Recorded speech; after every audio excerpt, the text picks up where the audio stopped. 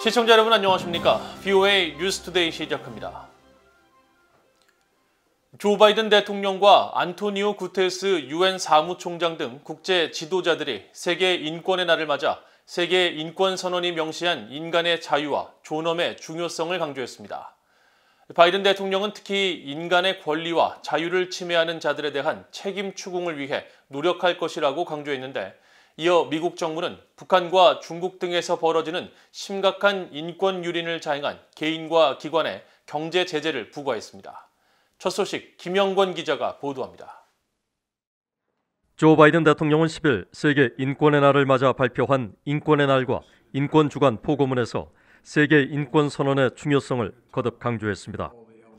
바이든 대통령은 세계 인권 선언은 모든 인간에게 내재한 인권과 기본적 자유를 명시하고 있다면서 모든 인간이 존엄과 권리에서 자유롭고 동등하게 태어났다는 것을 선언하는 기본적인 것이라고 말했습니다. 하지만 세계적으로 이런 목표를 달성하지 못했다며 세계 인권 선언이 명시한 정의와 공유 가치들에 더 가까워지도록 노력해야 한다고 밝혔습니다. 이어 자신은 취임 후 인권을 국내외 정책 우선순위의 중심에 두고 있으며 유엔 인권이사회 복귀와 새 이사국으로서 인권을 보호하고 이런 권리와 자유를 침해하는 자들에게 책임을 추궁하며 민주주의의 중요성을 강조할 것이라고 말했습니다. 세계인권선언은 유엔 총회가 1948년 12월 10일 채택한 인간의 가장 기본적 권리를 명시한 국제 보편적 규범으로 유엔은 이날을 세계 인권의 날로 지정해 지속적인 인권 증진의 중요성을 강조하고 있습니다. 토니 블링컨 국무장관도 이날 성명에서 프랭클린 루즈벨트 전 대통령의 영부인 엘리너 루즈벨트 여사가 초대 유엔 인권위원회 의장으로서 세계 인권 선언을 만드는 데 앞장섰던 사실을 상기하며 잔혹행위 등 인권 침해가 세계적으로 점증하는 지금 이 선언이 어느 때보다 중요하다고 강조했습니다. 유엔 사무총장도 세계 인권 선언의 의미를 거듭 강조했습니다. The principles set out in this simple declaration remain the key to realizing all human rights, civil, economic, cultural, social and political for all people everywhere. Recovery from the pandemic must be an opportunity to expand human rights and freedoms and to rebuild trust. 이런 가운데 미국 재무부는 북한과 중국, 방글라데시, 미얀마 등에서 심각한 인권 유린을 자행한 이유로 개인 15명과 기관 10곳을 경제 제재 대상으로 발표했습니다. 북한의 경우 리영길 국방상을 비롯해 중앙검찰소와 북한의 애니메이션 회사 조선 416 아동 영화 촬영소 제작자들을 불법 취업시킨 헝만 카툰과 애니메이션 스튜디오 등 중국 업체들이 제재 대상에 포함되었습니다. 또 북한 노동자들의 불법 취업용 학생 비자를 수백 건 발급한 러시아의 유러피안 인스티튜트 주스토 등도 제재 대상에 올렸습니다. 재무부는 북한 주민들이 노동과 지속적인 감시, 자유와 인권의 심각한 제한에 시달린다면서 중앙검찰소와 북한의 사법체계는 불공정한 법을 집행하고 이는 악명 높은 강제 수용소 행위로 이어진다면서 제재 부과 이유를 설명했습니다. VOA 뉴스 김영권입니다.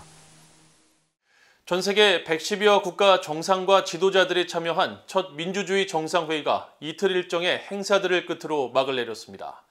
조 바이든 대통령은 미국의 민주주의를 강화하겠다고 약속하며 자유롭고 공정한 선거제도를 확립하겠다고 밝힌 가운데 회의에서는 중국과 러시아에 대한 비판도 이어졌습니다. 조은정 기자가 취재했습니다. 조 바이든 대통령은 10일 민주주의 정상회의 폐막 연설에서 이틀간 회의를 통해 세계 곳곳에 민주주의가 있음이 증명됐다고 강조했습니다. Autocracies can never extinguish the ember of liberty that burns in the hearts of people around the world, in every portion of the world. 바이든 대통령은 미국 국내적으로 민주주의를 더욱 강화하겠다고 밝혔습니다. 특히 법 제정을 통해 보다 자유롭고 공정한 선거제도를 확립하겠다며 자유롭게 투표할 권리는 민주주의의 최소한의 기준이라고 말했습니다. 이틀째인 10일은 유럽연합과 캐나다, 인도, 한국, 일본 등 50여 개국 정상들이 발언에 나섰습니다. 기시다 후미오 일본 총리는 민주주의 확립을 위한 노력에 일본이 기여하겠다고 밝혔고, 문재인 한국 대통령은 한국이 민주주의 가치를 증명하는 대표적인 나라라고 강조했습니다. 各国の人材育成支援に力を入れます。また、民意がしっかり反映される選挙が行われるよう、司法を含む各種制度の構築・整備に関する我が国の経験とノウハウを共有していきます。 권위주의가 국민을 억압할 때마다 한국 국민들은 평화적인 시민혁명으로 민주주의를 지키고 진전시켰습니다. 러시아와 갈등을 겪고 있는 우크라이나의 대통령은 인권 침해와 영토 침공 가능성에 대한 문제를 정면으로 거론했고 Будемо боротись з порушенням прав будь-якої особи, де б вона не була, чи на тимчасово окупованих територіях Донбасу, або на анексованому Кримському, нашому українському півострові, анексованому Російською Федерацією. 우산혁명을 이끈 홍콩의 민주인사 네이선 로는 중국을 비판했습니다. For too long, the world has embraced the rise of China without developing mechanisms to hold it accountable. That's why political actors and civil society leaders must work together. We must leverage all we have to ensure that the democracy's revival is our top priority.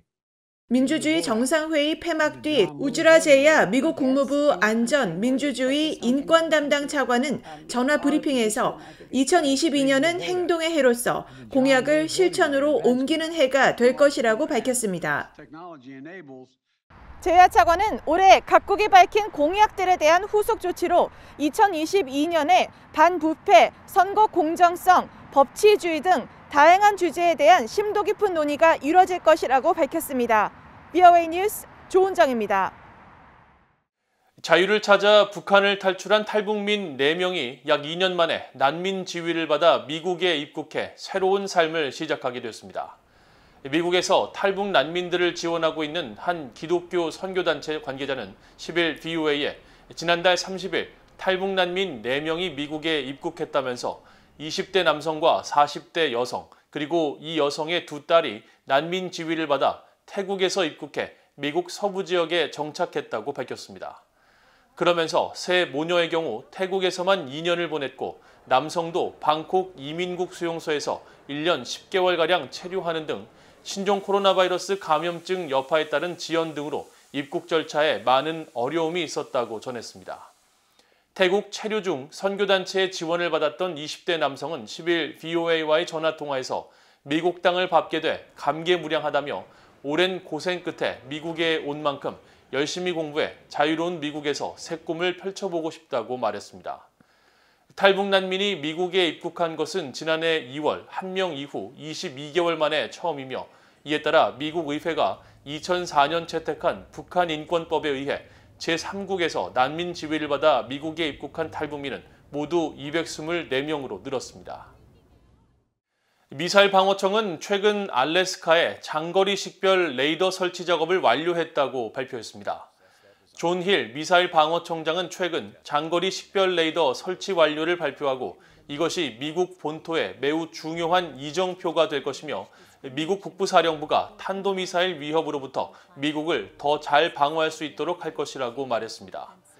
이와 관련해 미국 워싱턴의 민간 연구단체인 브루킹스 연구소의 마이클 오헨론 선임연구원은 장거리 식별 레이더가 북한의 탄도미사일 등 요격에 효과적이라고 말하고 특히 북한이 미국 서해안의 알래스카를 겨냥해 탄도미사일 등을 발사할 경우 이를 조기에 탐지해 어떤 방어 시스템을 작동해야 할지 알 수 있을 뿐 아니라 요격미사일을 낭비하지도 않을 것이라고 지적했습니다. 한국전쟁에서 공로를 세운 3명의 미군 전사자에게 명예훈장이 수여될 전망입니다. 미국 상원과 하원은 한국전에서 전사한 미국 육군 찰스 존슨 일병과 와타루 나카무라 일병, 브루노 오리그 2등병에게 명예훈장을 수여할 수 있도록 하는 내용의 법안 등이 담긴 2022 회계연도 국방수권법안의 최종안에 최근 합의했습니다. 이들 3명의 한국전 참전 용사는 한국전에서 남다른 용기와 희생정신을 보였지만 명예훈장은 전사한 지 5년 이내에 수여돼야 한다는 법적 요건 때문에 국가 최고훈장은 받지 못했습니다. 그러나 상원과 하원이 이들에 대한 법적 제한 요건을 면제하는 내용의 안건에 의결하며 명예훈장 수여의 길이 열리게 됐습니다.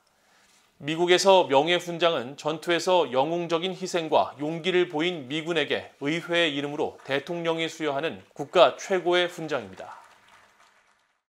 이상으로 VOA 뉴스투데이를 모두 마칩니다. 시청해주신 여러분 고맙습니다.